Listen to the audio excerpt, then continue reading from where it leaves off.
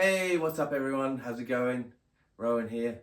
Haven't posted in a minute, so thought it was high time to say hello on the YouTube channel. I'm here in England, and in about 5 days, no, more like 10 days, I've got some gigs coming up in Europe. The first gig is with Corky Laing again, so I'll be getting to play some of Leslie West's parts, which is just great. You know Leslie West, like all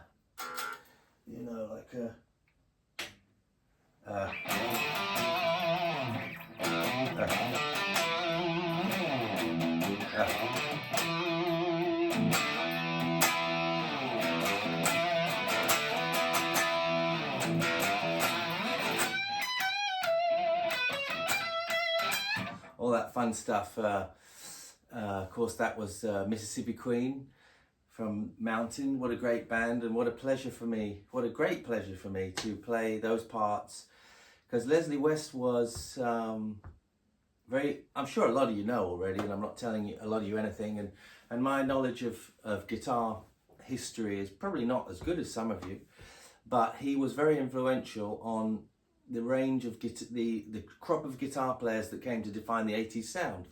So Eddie Van Halen, Randy Rhoads, Michael Schenker, to name a few that were big Leslie West fans.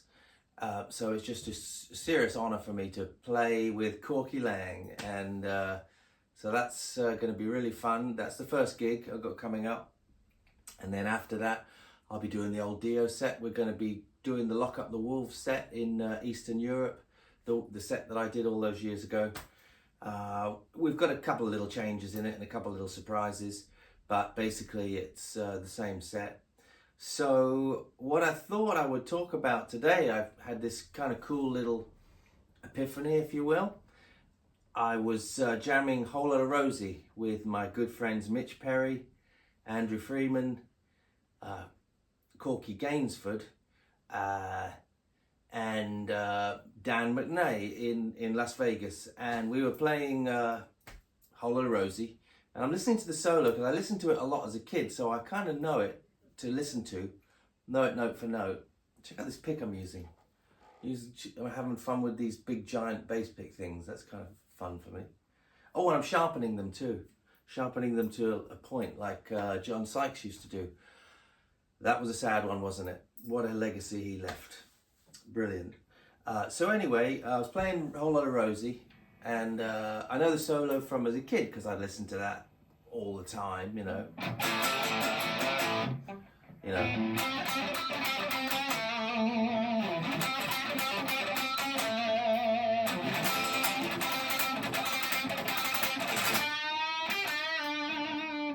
And this lick here,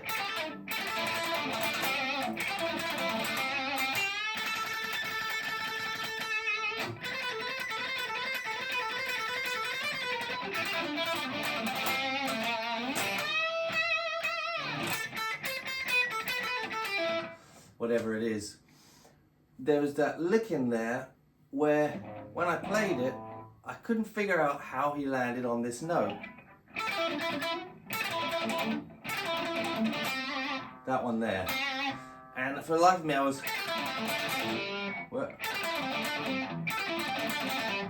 and I couldn't find the note.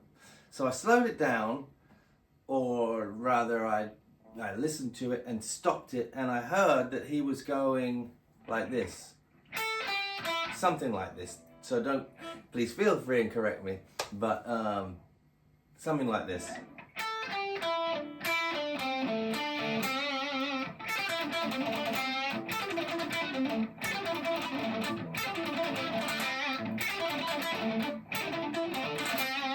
So what that little switch in it, what I'm doing, I'll show you what it is. It's going like, you've got your blues lick, right?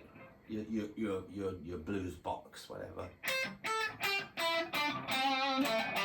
Well, I was going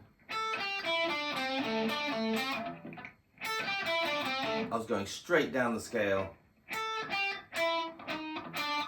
And I noticed when I added in the little thing he adds in, which is kind of like a magic Angus fairy dust to the lick, where things kind of want to keep going afterwards.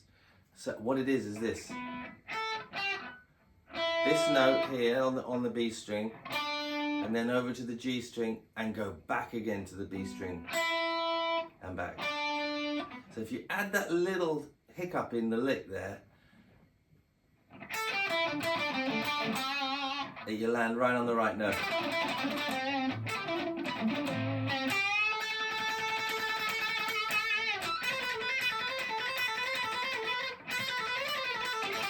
And again.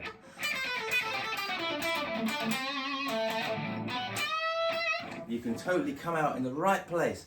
So you might want to experiment with that. It's really, if you're into Angus and into that sort of blues, yeah, that Chuck Berry, B.B. King thing he does. Well, certainly B.B. King, right? But so I found that really interesting, and now whenever I play that solo, I know I just keep that little Angus, that little trick in the middle of it, and more that I listen to what he did, like when he comes back in.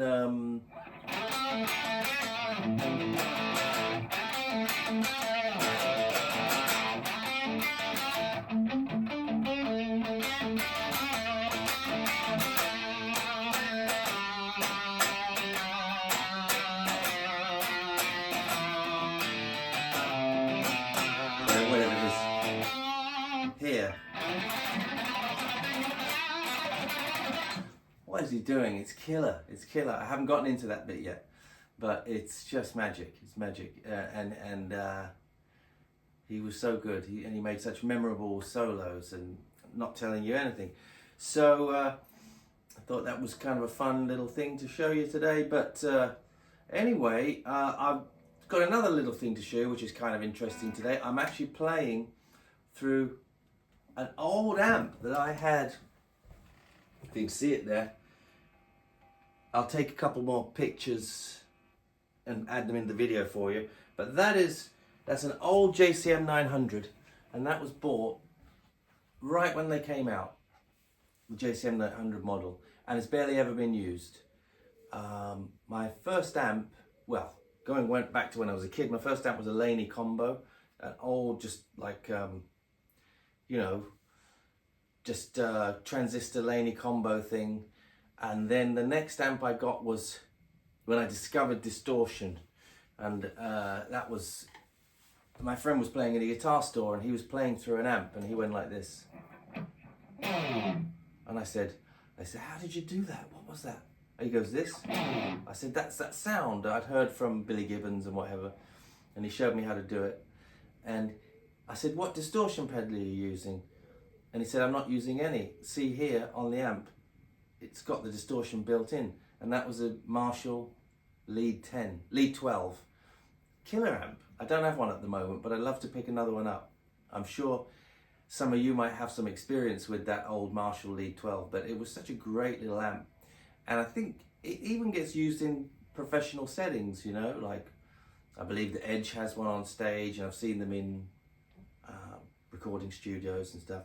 So that was the first real Marshall I had, was a Marshall 12 lead. And then the next amp I got from there, I've got to be like 14 by now, getting into Vi and everything. Next amp I had was a Fender Deluxe Reverb, and this thing had loads of gain. It was like super gainy, this amp, and I had that for a while, and that was when I was listening to Vi, and you know, all that stuff, you know. And so the next amp I got from there was my first real Marshall head, because I had started taking lessons with Phil Hilborn in England, and Phil was showing me this little beauty.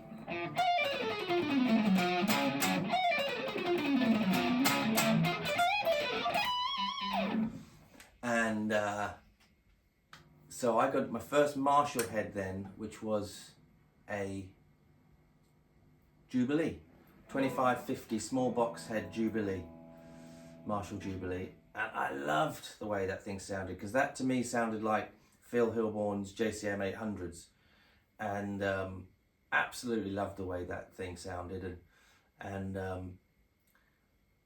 then just before I came over to the States and got the Dio gig, my dad, I was still living at home at the time, my dad bought me this one.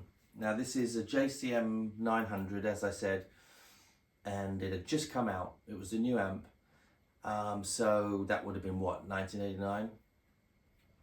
88 probably. And I was just experimenting it with it because all these years I've been in the States and still live in Vegas. This amp has been in England and it's been with a good friend of mine, and he had it as a backup amp and never used it but for a couple times.